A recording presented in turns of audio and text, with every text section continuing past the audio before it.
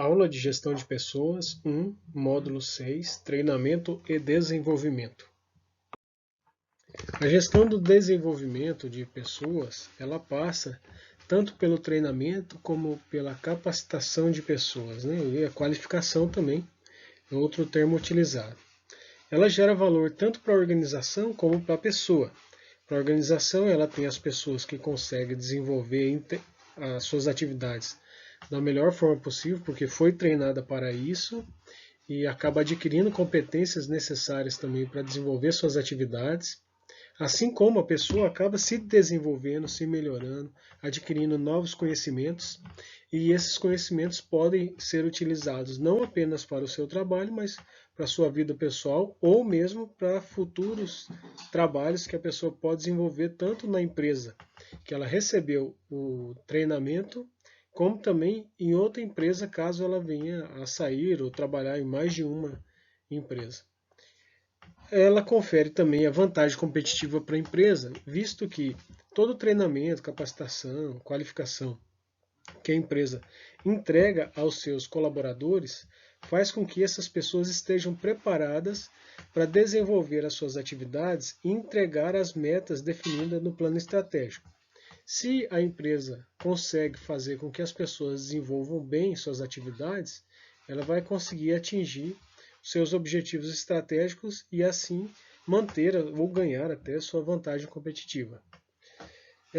As pessoas possuem um conjunto de competências que podem estar sendo ou não aproveitadas.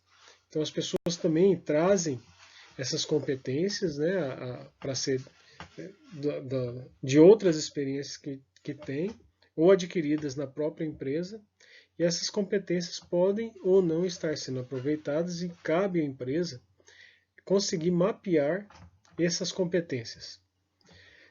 Acaba também gerando um patrimônio de conhecimento da empresa, né? Então, esses conhecimentos das pessoas, eles acabam agregando a esse patrimônio de conhecimento e isso é uma vantagem competitiva da empresa. Tem pessoas especializadas com alto nível de capacidade e qualificação para poder desempenhar suas atividades. A empresa transfere o seu patrimônio de conhecimento para as pessoas também. Então, as pessoas geram conhecimento para a empresa e a empresa também, desenvolvendo pessoas, acabam transferindo esse conhecimento para as pessoas. As pessoas desenvolvem suas capacidades individuais e transferem para a organização. Então, tanto a empresa que transfere conhecimento para as pessoas, como também as pessoas acabam desenvolvendo suas capacidades e transferem esse conhecimento para a organização, gerando esse patrimônio de conhecimento. É uma função muito importante esse mapeamento das competências, visto que essas competências é o que vão direcionar, elas vão estar de acordo com o plano estratégico da empresa e também vai direcionar a forma como a empresa vai desenvolver suas pessoas, e aí já pensando nas nossas aulas de carreira e de avaliação de desempenho. Então, tanto para as pessoas progredirem na carreira, como também para elas serem avaliadas, esse mapeamento de competência é extremamente importante para definir as próximas estratégias. Então, dentro desse mapeamento, a gente deve observar as competências organizacionais. Qual é a vantagem competitiva da empresa? Se é a entrega técnica de qualidade, então as competências organizacionais devem focar nessa qualidade técnica, né, de quanto as pessoas fazem suas atividades bem feitas. Né. Também, dentro dessas competências, os processos críticos para a organização são extremamente importantes também para poder manter essa qualidade. Então, quais são os processos críticos? Se for, por exemplo, uma produção de algum determinado produto, né, as capacidades de gerenciamento de processos, dos líderes, né, de conseguir trazer os materiais na hora certa, na capacidade certa, o próprio processo de liderança para manter esse nível de produção pode ser um processo crítico caso a empresa, o negócio dela seja a entrega desse tipo de produto. E também outro mapeamento de competência importante é definir os grupos profissionais ou então as carreiras profissionais. as carreiras gerenciais, as carreiras técnicas, as carreiras operacionais. Tendo esse mapeamento em mãos, aí sim é possível definir quais são as competências de cada cargo, de cada carreira, e aí sim conseguir fazer a programação dos treinamentos, das capacitações, né, das qualificações que as pessoas irão receber. Aqui trazemos a ilustração da árvore de competências de Hamel e Prahalad, porque ela é muito interessante para a gente conseguir mapear as competências de uma organização. Eu vou tratar esse exemplo como se fosse uma empresa de software, para a gente exemplificar aqui. As raízes, nesse exemplo, são aquelas áreas que chamamos de áreas meios, que dão toda a sustentação para a organização. Então, por exemplo, os conhecimentos de recursos tecnológicos, comerciais, gerenciais, que faz com que o negócio se sustente e consiga rodar direitinho. Então, por exemplo, se a gente pensa numa empresa que produz software, essas áreas são contratação de pessoas, as áreas de, por exemplo, de recursos tecnológicos, hardware, software, estrutura física para que essas pessoas trabalhem, né? Então, os conhecimentos e competências dessa área, nós precisamos ter pessoas que sejam capazes de construir esses ambientes organizacionais em termos de ergonomia, por exemplo, é uma competência, né? Conseguir visualizar a área de ergonomia, conseguir, por exemplo, dar uma estrutura adequada para que essas pessoas consigam trabalhar, e então essas pessoas precisam ter conhecimentos sobre redes de telecomunicações, sobre softwares e hardwares de última geração, ou então os mais adequados para poder fazer com que a empresa funcione. Por exemplo, o pessoal de gestão de pessoas tem que ter a competência, né, e habilidades para poder recrutar as pessoas da melhor forma possível e etc. Né? Além do pessoal também, por exemplo, das vendas, né? Vendas do software, tem que ter rede de contatos para clientes, é uma competência importante. Tem que ter a habilidade de conhecimentos tecnológicos da área que a empresa funciona, para poder negociar bem com os clientes, atender bem esses clientes, enfim, a área meio. A área tronco da árvore de competências, os seus líderes, por exemplo, têm que ter a competência e habilidade de visão de longo prazo, para saber para onde essa empresa vai chegar no futuro, né? Na área dos ramos, são áreas essenciais do negócio que a gente pode chamar daquelas áreas críticas, né? Que se não tiver essa área na empresa, a empresa pode, se ela não for bem trabalhada na empresa, pode gerar um grande risco para a organização. Então, por exemplo, nesse exemplo de fábrica de softwares, se nós não tivermos bons programadores para poder conseguir formular bem e dar manutenção nesses softwares, provavelmente a empresa não vai ganhar vantagem competitiva. Então, é uma área essencial do negócio, por exemplo, a manutenção de programadores. E aí as folhas e frutos são os produtos e serviços, que nesse caso são os softwares que serão entregues. Aí tem ligações, é claro, com a parte das raízes, que vão dar toda a base, né? Tem ligação com o tronco, que vai fazer o direcionamento para onde a empresa quer chegar, e aí os produtos eles vão evoluindo conforme a estratégia vai mudando, e a manutenção das áreas críticas. E aí, pensando nessa árvore das competências, quais as competências para cada parte da árvore. Então, pensando nas raízes, as competências para poder estruturar a empresa, no tronco, as competências de estratégia, visão a longo prazo, missão, negócio bem definido, as áreas essenciais do negócio, e aí pensando nas áreas críticas, quais as competências necessárias. Então, por exemplo, bons programadores, né, pessoas com um senso de lógica fantásticos, e aí as competências para poder entrega desses produtos e serviços, pensando nas vendas, pensando aí no feedback para o cliente, o atendimento ao usuário. Então essas competências são interessantes de se analisar. Mapeando as competências que a empresa quer e que a empresa tem, a gente tem capacidade de fazer o direcionamento dos programas de treinamento. Como as pessoas se desenvolvem nas organizações? primeiro passo é pensarmos que uma pessoa que está no mesmo cargo, faz a mesma função a vida inteira, ela não está se desenvolvendo. Ela está capacitada para desenvolver aquelas atividades, mas é a mesma atividade rotineiramente por vários tempos. Então a pessoa não está ganhando complexidade na sua atividade. Então as pessoas só se desenvolvem se elas começam a ganhar complexidade nas suas atividades.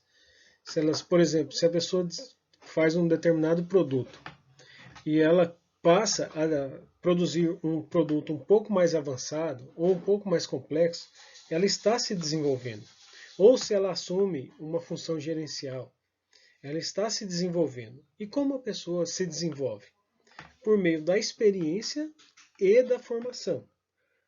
A experiência vai fazer com que a pessoa se coloque em vários desafios durante sua carreira. E a formação vai lhe dar uma base técnica e de conhecimentos para poder enfrentar esses desafios. E aí sim ela consegue se desenvolver. Existe uma relação muito forte entre a pessoa entregar níveis de complexidade e a sua evolução profissional. Então, esse desenvolvimento de pessoas passa por fazer com que as pessoas consigam entregar níveis de complexidade maiores do que elas estão entregando atualmente. Ela passa por uma experiência de desenvolvimento, e aí treinamento, capacitação, qualificação é colocada frente aos novos desafios. Pode ser utilizado também um processo de mentoria nesse desenvolvimento, e aí sim ela vai conseguir entregar níveis de complexidades mais avançados de acordo com o que os cargos exigem. Ainda vamos trabalhar um pouco nas premissas da construção da gestão do desenvolvimento.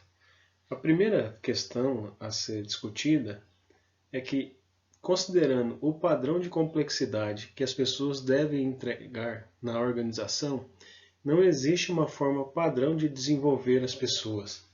Cada pessoa tem as suas necessidades de desenvolvimento e apresenta pontos fortes e pontos fracos que devem ser trabalhados para que ela consiga entregar os níveis de complexidades adequados aos cargos. A organização e o líder devem apoiar o seu desenvolvimento no sentido de oferecer a estrutura e o apoio de cursos, de mentoria, de acompanhamento, ou seja, de ações para que essa pessoa consiga se desenvolver. Desenvolver os pontos fortes resultam em melhores resultados, ou seja, trabalhar ações para desenvolver os pontos fortes das pessoas, com certeza a empresa consegue maximizar melhor seus resultados. Os pontos fracos, eles devem ser trabalhados principalmente quando eles atrapalham os pontos fortes da pessoa. Por exemplo, se a pessoa ela é uma excelente comunicadora, ela consegue ter um relacionamento com os setores muito bem, só que ela tem um baixo desempenho na realização das suas atividades e não consegue entregar resultados. Esse ponto fraco dela, um ponto fraco técnico, vamos assim exemplificar, pode atrapalhar a entrega dela quanto aos objetivos do cargo. Então esse ponto fraco ele deve ser trabalhado no desenvolvimento da pessoa. E o contrário também. A pessoa pode ter um excelente desempenho técnico, conseguir produzir bem seus produtos, conseguir prestar um bom serviço, ou a pessoa consegue desenvolver inovação na empresa, mas tem um péssimo relacionamento com os colegas. Isso faz com que ela não consiga trabalhar com seus colegas, desenvolver novos produtos com eles, ter visões diferentes da empresa, pode prejudicar também o andamento dos objetivos da empresa. E outra questão importante sobre o desenvolvimento, quando a empresa monta um programa de desenvolvimento, ela sugere que as pessoas que estão ali, elas são aptas a ser desenvolvidas. E também sugere que todas as pessoas dali devem ter oportunidades de se desenvolver. Se a empresa monta todo um sistema de desenvolvimento baseado em treinamento, acompanhamento e começa a tirar algumas pessoas desse processo, pode criar um ambiente de clima organizacional ruim, onde as pessoas elas percebem uma justiça desequilibrada dentro da organização. E isso pode gerar descontentamento e reduzir o desempenho. Neste caso, o interessante é a organização não privilegiar algumas pessoas em detrimento das outras. As regras têm que ser justas em termos de carreira, desenvolvimento para a carreira.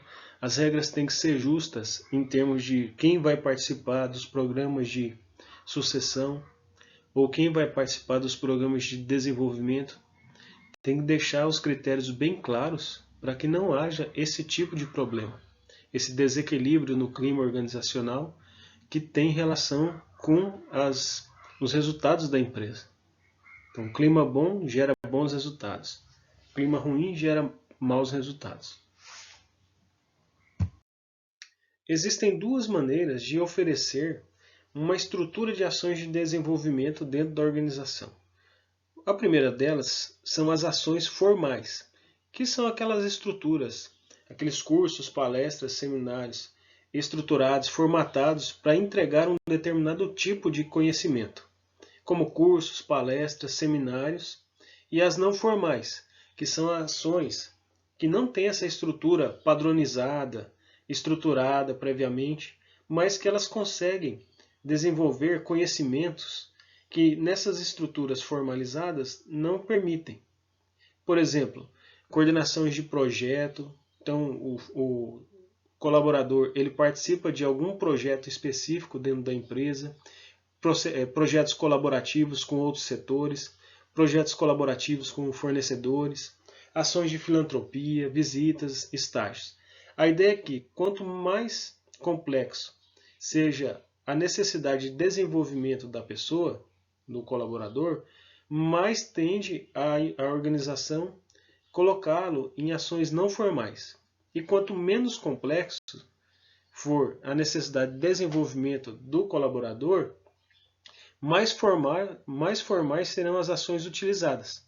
Se a pessoa precisa desenvolver alguma habilidade técnica, por exemplo, um médico precisar adquirir conhecimento sobre um novo tratamento, ou um operador de máquina precisar desenvolver conhecimentos numa máquina mais eficiente. Então, ações formais são mais adequadas para este tipo de treinamento.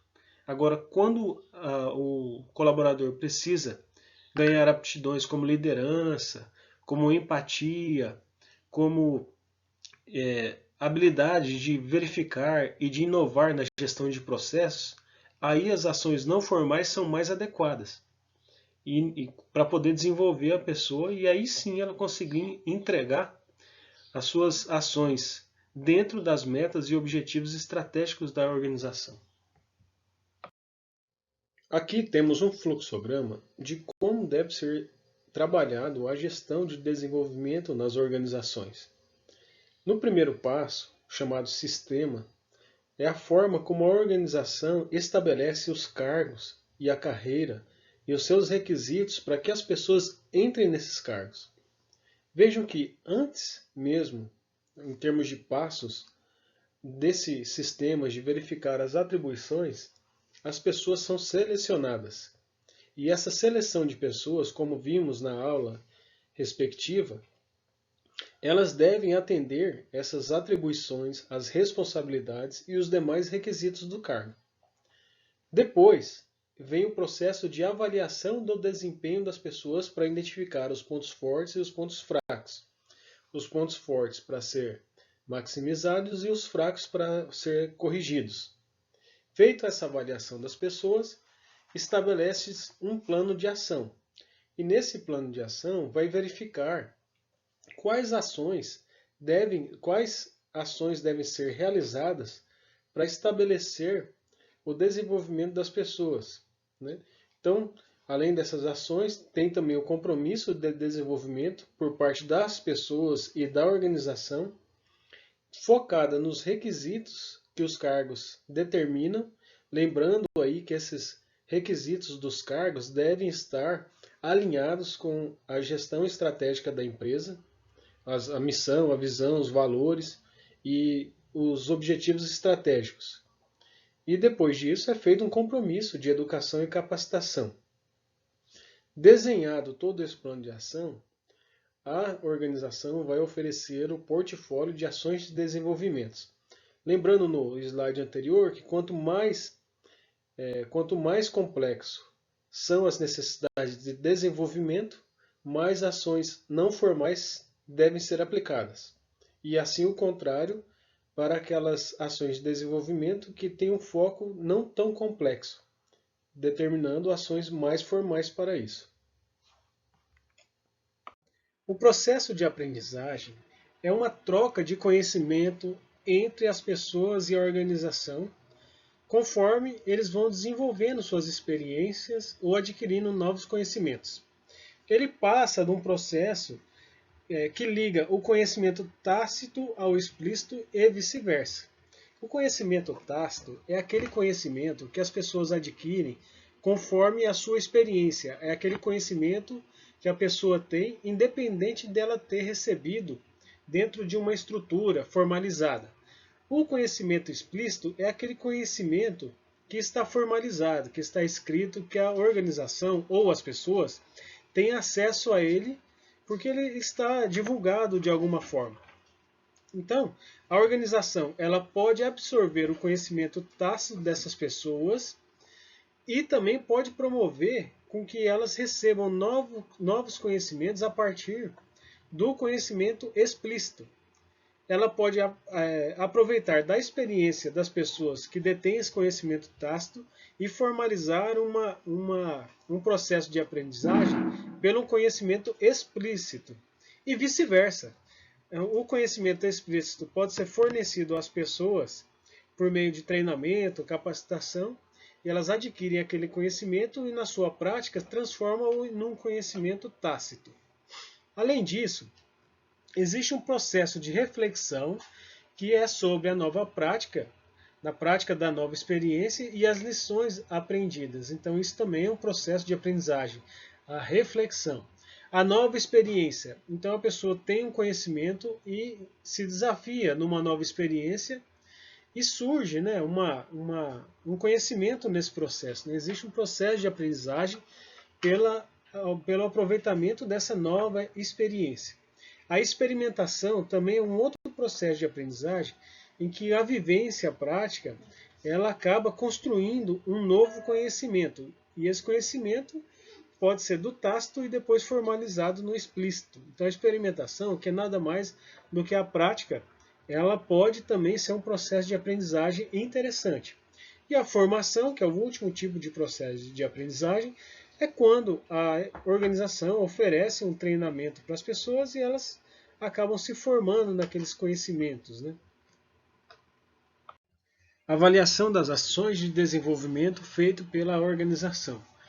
A avaliação da entrega da competência ela pode ser feita junto com o superior. Então, o colaborador, em conjunto com o seu superior, seu gerente, seu gestor, seu líder, pode fazer essa avaliação se a pessoa, após o treinamento, ou após a capacitação, ou após as ações não formais, está agora, nesse momento, entregando a competência a qual ele esteja sendo preparado. Então, o próprio líder pode fazer essa avaliação em conjunto com o seu colaborador. É um momento bem importante e ele deve ser mensurado com muito cuidado para não sofrer, não ter informações falsas, para que na hora de nomear esse colaborador para um novo cargo, a empresa não tenha uma surpresa e essa pessoa não entregar a qualidade necessária para desenvolver suas funções.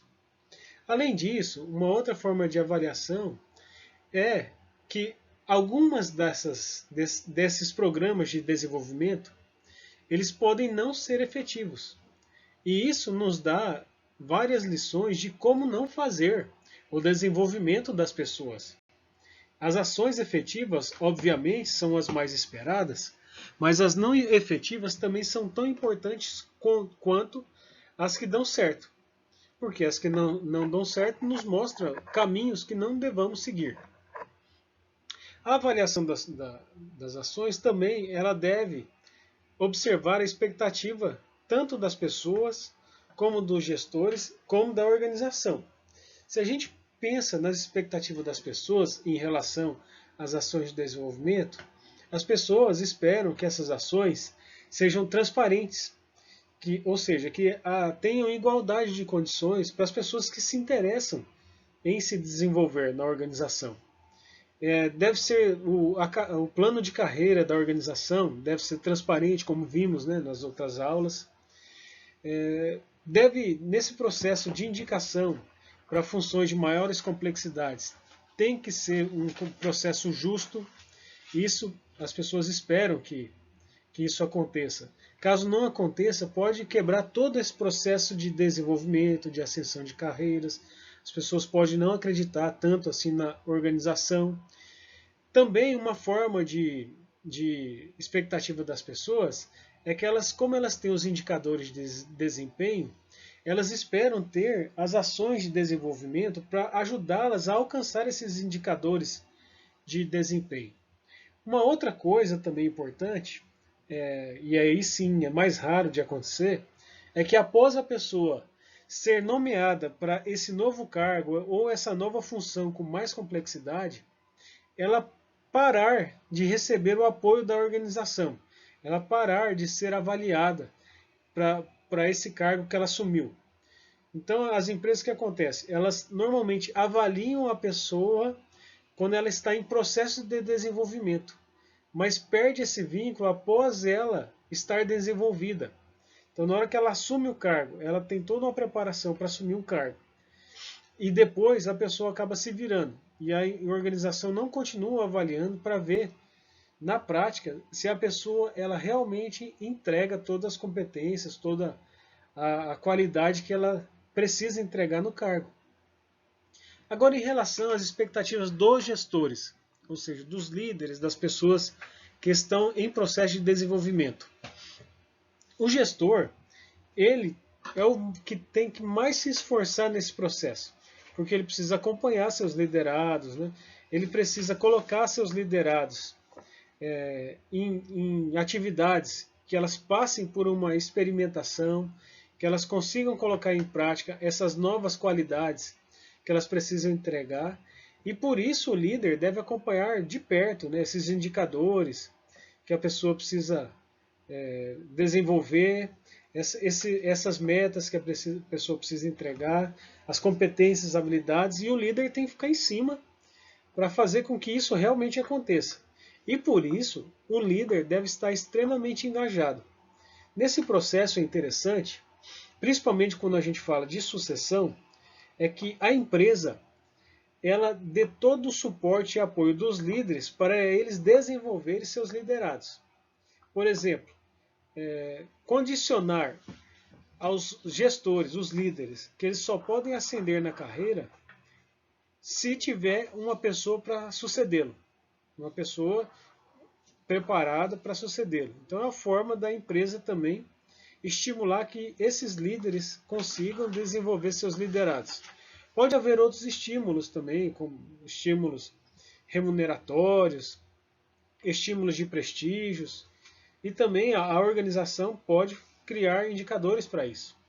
O que acontece é que quando o líder ele se vê ameaçado pelo colaborador em desenvolvimento, ele pode não estar muito engajado nesse processo de desenvolvimento, inclusive ele pode até, embora no discurso, falar que está desenvolvendo, mas na prática ele praticamente fura todo esse processo. E a expectativa da organização, para ela é muito interessante avaliar essas ações de desenvolvimento, porque são os desenvolvimentos das pessoas, né, as pessoas bem qualificadas, capacitadas, que vai dar segurança para a organização continuar seus trabalhos. Quer dizer, as pessoas bem treinadas, capacitadas, vai fazer com que a empresa continue suas atividades. E por outro lado também, a expectativa da organização é que as pessoas estejam desenvolvidas, mas ela deve oferecer todo o suporte e estimular tanto os líderes como as pessoas para que elas se desenvolvam. E essas avaliações podem ser feitas por indicadores tanto específicos de gestão de pessoas, quantidade de pessoas desenvolvidas, a qualidade dos indicadores de entrega dessas pessoas, a medida, a avaliação junto com os líderes, se as pessoas estão entregando as competências e habilidades, né? E também, é claro, os indicadores de resultados da própria organização, se ela está entregando suas metas, produzindo as quantidades de produtos que ela estabeleceu na sua estratégia, alcançou os novos mercados que esteve planejando, enfim. Os indicadores de gestão da organização como um todo é uma forma também de avaliar todo esse processo de desenvolvimento de pessoas. As atividades desse módulo são, obrigatoriamente, a leitura do capítulo 8 do livro de gestão de pessoas. É obrigatório fazer essa leitura. Como atividade complementar, como leitura complementar, vamos deixar também o capítulo 9, que ele trata do alinhamento das expectativas das pessoas e da organização. É um tema muito interessante, tem a ver com gestão estratégica de pessoas, ou seja, o alinhamento da toda a estratégia da organização com as ações de gestão de pessoas, extremamente importante, fica como leitura opcional.